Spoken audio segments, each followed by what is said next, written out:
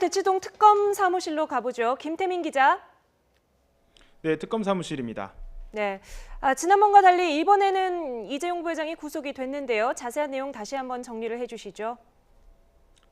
네, 법원은 이 부회장에 대한 신문을 끝낸 뒤 10시간의 장고 끝에 구속 결정을 내렸습니다. 신문이 시작된 시간을 고려하면 19시간 정도 그 영장 판사가 고심을 했다고 볼 수 있는데요. 법원은 새롭게 구성된 범죄 혐의 사실과 추가로 수집된 증거 자료 등을 종합할 때 구속의 사유와 필요성이 인정된다고 밝혔습니다.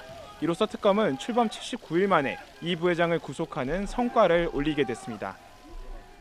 현재 서울구치소에서 머무는 이 부회장은 그대로 이제 구치소에서 남아서 구속 집행 절차를 밟게 되는데요. 앞으로 수감된 상태에서 특검을 오가며 조사를 받게 될 전망입니다. 반면 박상진 삼성전자 사장에 대한 구속영장은 기각됐는데요. 지위와 권한 범위 등에 따른 실질적 영향 등을 비춰볼 때 구속의 사유와 필요성을 인정하기 어렵다는 게 법원의 판단입니다. 박 사장은 조금 전에 구치소에서 나와 집으로 돌아갔는데요. 앞서 어제 법원은 이 부회장에 대한 구속 전 피의자 신문을 무려 7시간 넘게 진행했습니다. 그만큼 총수를 방어하는 삼성 측과 이 부회장 구속에 사활을 건 특검 간에 치열한 법리 공방이 벌어졌습니다. 결과적으로 법원은 특검의 손을 들어준 셈입니다. 네네. 지난달 법원은 이 부회장이 대가를 바라고 최 씨 측에 뇌물을 준 혐의가 제대로 네네. 소명되지 않았다고 판단했습니다. 예, 삼성물산과 제일모직의 합병이 박근혜 대통령과 이 부회장 독대 전에 결정나는 등 청탁 관계에 허점이 부각됐기 때문입니다. 대기업 총수에 대한 영장이 이처럼 기각됐을 때 재청구한 전례가 없었던 만큼 이 부회장을 불구속 기소할 것이라는 관측이 지배적이었습니다. 하지만 특검은 3주간의 보강 수사를 거쳐 삼성이 합병 문제뿐 아니라 그룹 순환 출자 문제 등 다양한 현안을 해결하기 위해 최순실 씨 측을 지원한 정황을 추가로 확인했습니다.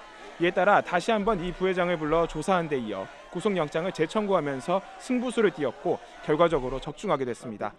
이로써 특검은 최경희 전 이화여대 총장 이어 이재용 부회장까지 구속영장 재청구에 성공하면서 저력을 과시한 셈입니다. 네, 김태민 기자. 특검 아무래도 사활을 건 영장 청구가 지금 어쨌든 나왔으니까요. 상당히 그 수사에 탄력을 받을 것으로 보이는데요. 앞으로 진행되는 수사 상황은 어떻게 될 수가 있을까요? 네, 분명 이 부회장의 구속 성공이 상당한 수소 동력이 될 것은 분명합니다. 하지만 일단 특검에게 남은 시간이 2주도 채 되지 않습니다. 물론 특검이 국회에도 수사기간 연장 법안이 통과되길 원한다는 의견서를 냈고 또 어제 황교안 대통령 권한대행에게 수사기간 연장을 공식적으로 요청한 상태이기 때문에 조금 더 두고 봐야 합니다. 하지만 특검은 수사기간이 연장되지 않는 가정하에 남은 기간 수사에 속도를 낼 것으로 보입니다. 이 부회장을 구속하면서 뇌물죄 입증의 문턱을 넘어선 만큼 박 대통령의 뇌물수수 혐의 역시 일정 부분 법정에서 인정된 것으로 해석됩니다. 하지만 최고의 하이라이트가 될 박 대통령 대면 조사는 오히려 조금 더 힘들어질 수 있다는 관측이 나오고 있습니다. 이 부회장의 구속으로 뇌물죄가 어느 정도 입증이 된 만큼 박 대통령이 선뜻 특검과 마주 앉을 이유가 부족해졌기 때문입니다. 지금까지 서울 대치동 특검 사무실에서 YTN 김태민입니다.